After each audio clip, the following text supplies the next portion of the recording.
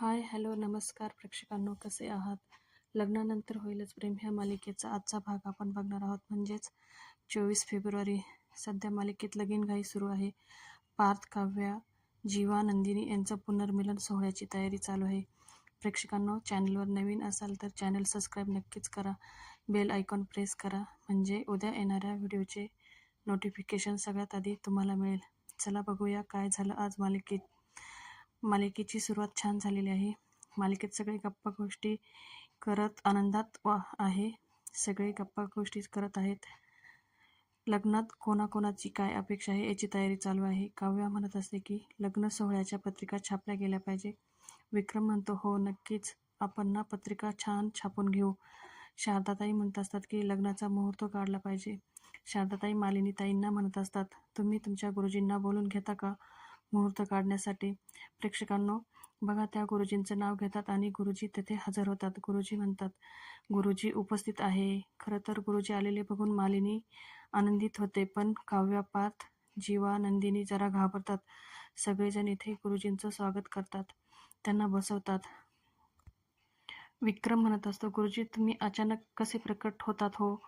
बघा ना, म्हणजे आम्ही फक्त तुमची आठवण काढली तर तुम्ही लगेच हजर झालात. गुरुजी म्हणतात, त्यात विशेष असं काय आहे?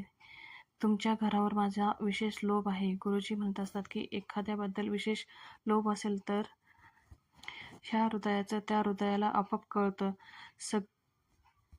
गुरुजींना इथे म्हणायचं असतं की एखाद्याबद्दल मनात खूप प्रेम जर असेल तर एकमेकांच्या मनातलं समजतं. गुरुजी म्हणतात, खरं आहे ना? पार्थ आणि जीवा आणि पार्थ फक्त मानेनी हो म्हणतात. मालिनी म्हणते, तुम्ही बसा, मी तुमच्यासाठी चहा घेऊन येते. जीवा हळू आवाजात सगळ्यांना म्हणत असतो की गुरुजी घरी आले ना तर माझ्या पोटात गोळाच येतो. जीवा म्हणतो, गुरुजी नेहमी कोड्यात बोलत असतात, ते कधीच क्लिअर बोलत नाहीत, त्यामुळे मनात नेहमी भीती राहते. पार्थ म्हणतो, यांचे कोडे सोडवण्यापेक्षा एखादा क्लास केलेला बरा. नंदिनी त्या दोघांना म्हणत असते की अरे काय बोलताय तुम्ही? गुरुजी नेहमी आपली मदतच करतात ना, आजही ते असंच काही आपल्या मदतीसाठी सांगण्यासाठी आले असतील. काव्या म्हणते, पार्थ हे काय साधेसुधे गुरुजी आहे का? ते जे संकेत देतात ते आपल्याला कळत नाही, हा त्यांचा प्रॉब्लेम नाही, ही आपली चूक आहे. मालिनी येथे चहा घेऊन येते, गुरुजींना चहा देते. गुरुजींना खरंच सगळ्यांच्या मनातलं कळत असतं. गुरुजी मालिनीला म्हणतात की मालिनी बोल, तुझ्या मनात काय चाललो आहे, बोलून टाक, मन मोकळं कर. मालिनी म्हणते, गुरुजी मी 2 गुणी मुलांची आई आहे, आता सुंदर लक्ष्मीसारख्या सुनांची सासू. आता माझ्या मनात काय चालू आहे हे तुम्हाला चांगलंच माहिती आहे गुरुजी. तुम्ही खरं सांगा, ह्या लग्नात काही विघ्न येणार नाही ना? तेवढ्यात गुरुजी म्हणत असतात की नाही, नाही येणार. प्रेक्षकांनो हे ऐकल्यावर मात्र सगळे खुश होतात. धनंजय म्हणतो, बरं चला आता हे लग्न सुरळीत पार पडेल. तरी पण गुरुजी त्यांना संकेत देतात. गुरुजी म्हणत असतात, जे सुरळीत पार पडायचं आहे ते पार पडणारच आहे, पण माणसाने गाफील राहू नये. इथे पुन्हा सगळे टेन्शनमध्ये येतात. आता गुरुजी काय बोलणार आहे आणि काय सांगणार आहे? गुरुजी त्यांना म्हणत असतात की तुम्ही पण गाफील राहू नका, कारण जुन्या काही जखमा आहेत ना त्या पूर्णपणे बऱ्या झालेल्या नाही. मालिनी गुरुजींना विचारते की गुरुजी जुनी दुखणी म्हणजे? गुरुजी म्हणतात, वसुआत्या आणि रम्या. खरं तर गुरुजींना इथे म्हणायचं असतं की वसुआत्या आणि रम्या, मला यांच्याबरोबर थोडंसं बोलायचं आहे. वसुआत्या गुरुजींना म्हणत असतात, हो आम्हाला पण तुमच्याबरोबर थोडंसं बोलायचं आहे. मग वसुआत्या मालिनीला म्हणतात, मालिनी तुझी काही हरकत नसेल तर आम्ही आमच्या रूममध्ये जाऊन बोलत बसू का गुरुजींबरोबर? मालिनी म्हणते, हो हो काही हरकत नाही. वसुआत्या गुरुजींना म्हणतात, चला गुरुजी. गुरुजी म्हणतात, मालिनी चहा छान झाला आहे, आणि ते तिघं वसुआत्यांच्या रूममध्ये जातात. पार्थ म्हणत असतो की गुरुजी जर म्हणाले असते ना विघ्न येणार आहे तर मी आत्ताच ह्या क्षणाला लग्न केलं असतं. जीवा पण म्हणतो, हो मी पण लगेच लग्न केलं असतं. नंदिनी त्यांना म्हणते, अहो काय बोलताय तुम्ही, जरा गप्प बसा. जीवा म्हणत असतो की एकतर आपले डिवोर्सची प्रोसिजर चालू आहे आणि त्यात हे काय अजून? काव्या म्हणते, सगळं ठीक आहे, पण गुरुजींना फक्त रम्या आणि वसुआत्यांबरोबर काय बोलायचं असेल? नंदिनी म्हणते की हे जुनं दुखणं आहे. ह्या प्रश्नाचं उत्तर त्यांनी दिलं. दुसरीकडे दाखवतात की वसुआत्या गुरुजींना म्हणत असते, गुरुजी बरं झालं तुम्ही आलात, आम्हाला तुमच्याबरोबर बोलायचं होतं. गुरुजी वसुआत्यांना म्हणत असतात की योग्य वेळी सावधान करणं आणि वेळेत संकेत देणं हे माझं कर्तव्य आहे. रम्या म्हणते, गुरुजी तुम्ही कुणाला सावध करायला आलात? वसू आत्या रम्याला म्हणत असतात, अगं रम्या, अशी बोलण्याची पद्धत असते का? तुला समजत नाही? पण रम्या कधी कुणाचं काही ऐकत असते का? ती उलट गुरुजींना प्रश्न करते, तुम्ही मला सावध करायला आलात की माझ्यापासून अजून कुणाला सावध करायला? वसू आत्या रम्याला खूप समजावण्याचा प्रयत्न करतात. अगं काय बोलत आहे तू? ही कोणती पद्धत आहे तुझी गुरुजींबरोबर बोलण्याची? खरं तर वसू आत्या रम्याच्या वागण्याला खूप वैतागलेल्या असतात. त्यामुळे ते गुरुजींना म्हणत असतात की गुरुजी, संकेत भाकेत हे सगळं बाजूला राहू द्या. मला हे सांगा की ही रम्या अशी का वागत आहे? अहो ती रात्र रात्र जागी असते. आपण काही विचारलं का काय करत आहे, तर काय चाललं आहे तुझ्या मनामध्ये, तर ती अचानक गाणं गुणगुणायला लागते. तिने अक्षरशः माझा गळा दाबला हो गुरुजी. मला काहीतरी सांगा ना, अशी का वागत आहे गुरुजी? वसत त्यांना समजत असतात की रम्या कशीही जरी वागली ना, जे घडणार आहे ते घडणारच आहे, टळणार नाही. रम्या म्हणते, काय टळणार नाही? गुरुजी म्हणतात, लग्न. रम्या म्हणते, म्हणजे माझं आणि पार्थचं लग्न का? गुरुजी रम्याला म्हणतात, मी तुला सांगितलं आहे, तुझं आणि पार्थचं लग्न मी बघत आहे. पण रम्या गुरुजींना येथे विचारते, पण काय? रम्या म्हणते, आत्ता ह्या लग्नातच आमचं लग्न होणार की नंतर? गुरुजी तिला फक्त म्हणतात, कळेल तुला. वसू आत्या गुरुजींना म्हणतात, हिच्या राज्यात मी जिवंत राहणार आहे ना गुरुजी? गुरुजी त्यांना पण काही सरळ उत्तर देत नाही. ते फक्त म्हणतात, तेही कळेल तुम्हाला. असंही जे घडणार आहे ते कुणीच टाळू शकणार नाही. गुरुजी रम्याला म्हणत असतात, मी तुम्हाला सावध करायला आलो आहे. अजूनही वेळ गेलेली नाही. तुमची कर्म तुमच्या समोरील धूसर रस्ता मोकळा करत जातात. त्यांना काही समजत नाही. गुरुजी जायला निघतात. ते त्यांच्या वस्तू उचलत असतात. त्यातून महाभारतचे पुस्तक खाली पडते. रम्या उचलते. रम्या म्हणते, महाभारत? गुरुजी तिला विचारतात, कधी वाचलं आहे का महाभारत? रम्या म्हणते, बेसिक गोष्टी माहिती आहे मला. गुरुजी रम्याला सांगतात, हे तू वाचून काढ. जगातली सगळी उत्तरे गीतेत आहेत, तर जगातला प्रश्न ह्या पुस्तकात आहे. तू नक्की हे वाच. वसू आत्या म्हणतात, आता काय तू हे वाचत बसणार आहे का? रम्या म्हणते, मी कसं यांच्या लग्नाची फजिती करते ते तू बघ. वसू आत्या डोक्याला हात लावून म्हणतात, काय करावं ह्या रम्याचं? गुरुजी खाली येतात. नंदिनी गुरुजींना म्हणते, गुरुजी झालं तुमचं बोलणं, या ना. मगाशी नमस्कार करायचा राहिला होता. नमस्कार करते. गुरुजी तिला आशीर्वाद देतात. आयुष्यमान हो. नंदिनी गुरुजींना खूप आग्रह करत असते, गुरुजी या, जेवण करा, सगळे तुमची वाट बघत आहे. पण गुरुजी म्हणतात, नाही ग, मला खूप कामं आहे, मला जायचं आहे. गुरुजी नंदिनी विचारतात, नंदिनी बाळा, तू खुश आहे ना? तुझ्या मनावरचे काही मळभ होता तो दूर झाला आहे ना?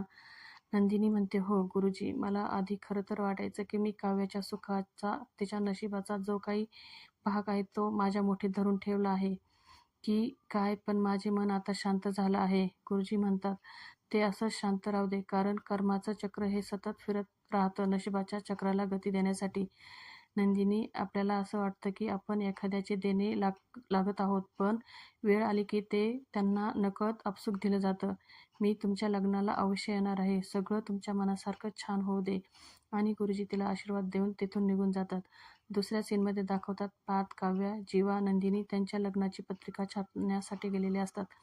खरं तर मालिकेच्या सुरुवातीला जेव्हा नंदिनी आणि पार्थचं लग्न ठरलेलं असतं, तेव्हा हे चौघं पत्रिका छापायला गेलेले असतात आणि तेथे जीवा त्यांना प्रश्न विचारत असतो की, दादा मला सांगा, लव्ह मॅरेज करणाऱ्यांसाठी काही स्पेशल डिस्काउंट आहे का? आणि आत्ताही तो सेम प्रश्न त्या लग्न पत्रिका छापणाऱ्या दादांना विचारत असतो की, लव्ह मॅरेज करणाऱ्यांसाठी तुम्ही काही स्पेशल डिस्काउंट देत आहात का?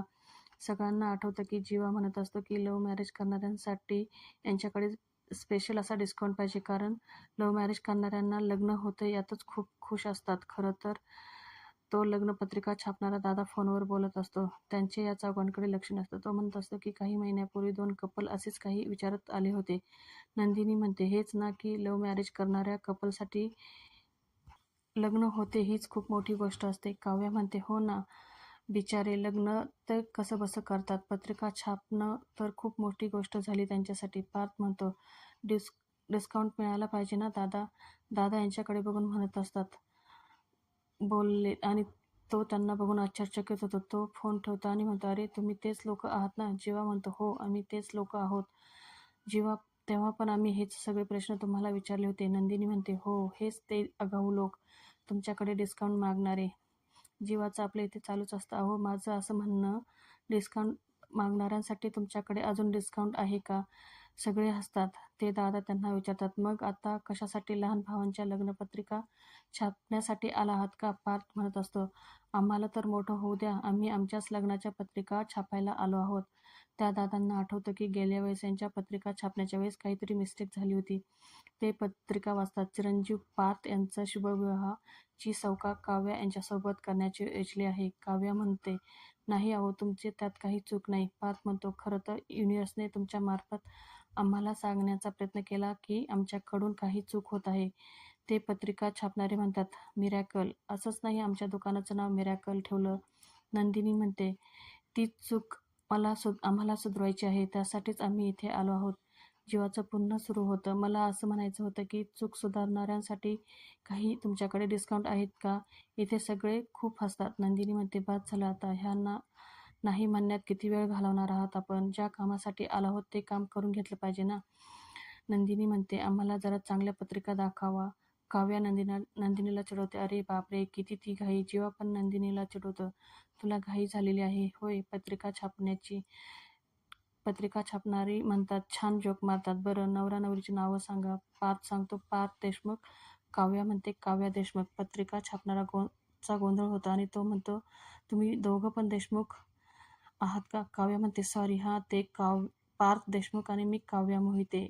आमचं लग्न होणार आहे. जीवा सांगतो, जीवा देशमुख यांचं लग्न नंदिनी मोहिते यांच्याबरोबर पार पडणार आहे. पत्रिका छापणारे दादा सगळ्यांना छान पत्रिकेचे सॅम्पल दाखवतात. पुढे दाखवतात की देशमुखांच्या घरी साड्या घेऊन आलेले असतात. सगळेजण साड्या बघत असतात. जीवा आणि नंदिनी वरून येत असतात. नंदिनी जीवाला म्हणत असते, अहो तुम्ही इथे का थांबले? चला मला साडी चॉईस करू लागा. जीवा म्हणतो, अगं ते तर सगळे बायका आहेत ना, माझं काय काम तिथे? नंदिनी म्हणते, अहो मला साड्या निवडायला मदत करा. जीवा म्हणतो, अगं मी ते काम इथूनही करू शकतो, तू जा माझी मखना. जीवा तिथेच उभा राहतो. नंदिनी जाते. मग साड्या बघायला. रम्या म्हणते, दादा आमची ही नवरी आली आहे, हिला छान साड्या दाखवा. तिकडनं पार्थ आणि काव्या येतात. काव्या म्हणते, खूप छान साड्या आहे. पार्थ, चला मला साड्या निवडू लागायला मदत करा. पार्थ, नको, तिथे सगळ्या बायका आहे, माझं तिथे काय काम? रम्या सांगते, ही आमची दुसरी नवरी आहे, हिला पण खूप छान साड्या दाखवा. इथे सगळेजण साड्या बघत असतात. नंदिनी म्हणते, दादा आम्हा सगळ्यांना छान छान साड्या दाखवा. काव्या म्हणते, हो. नंदिनी ताईच्या आश्रमातल्या दोघीजणी आलेल्या असतात. काव्या म्हणते, त्यांच्यासाठी पण छान साड्या घ्या आणि विशेषतः आपल्या आशाताईंसाठी छान महागातली साडी आपण घेऊया. मालिनी आशाला म्हणते, बघितलं का आशा, तुझ्यासाठी छान साडी घ्यायची आहे.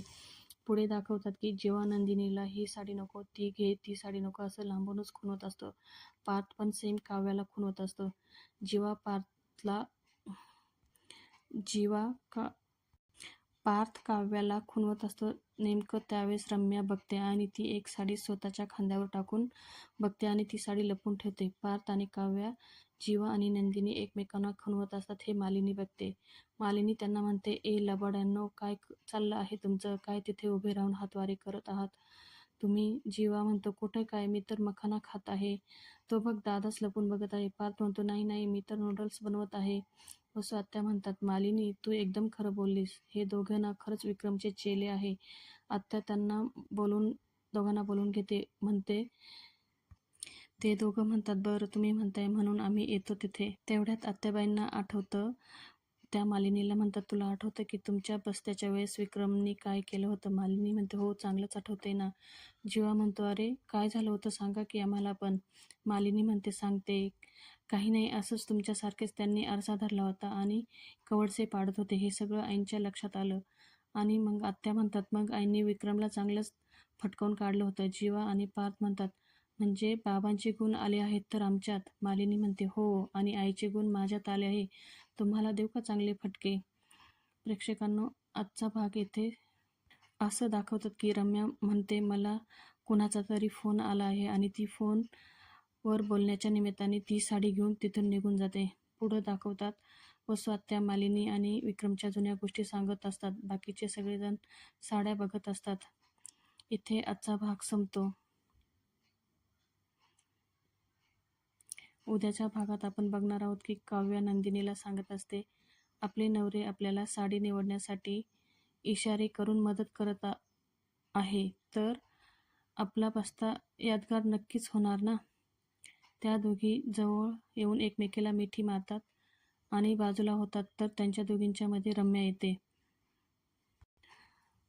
उद्याच्या भागात पुढे असं दाखवतात की रम्या सफेद साडी घालून आलेली असते. वसू आत्यांना काही समजत नाही की हिने सफेद साडी का घातलेली आहे. वसू आत्या रम्याला म्हणते, अगं असं लग्नात कोणी पांढरी साडी घालतं का? पांढरी साडी कधी घालतात हे तुला माहीत नाही का? आपण ही साडी कुणीतरी गेल्यावर, असं वसू आत्या रम्याला म्हणत असतात. पण रम्या वसू आत्यांना लगेच शांत करते. आजचा व्हिडिओ कसा वाटला कमेंट करून नक्की सांगा. चॅनलवर नवीन असाल तर सबस्क्राईब नक्की करा. तोपर्यंत स्वस्त रहा, मस्त रहा. मराठी मालिका एन्जॉय करा. धन्यवाद.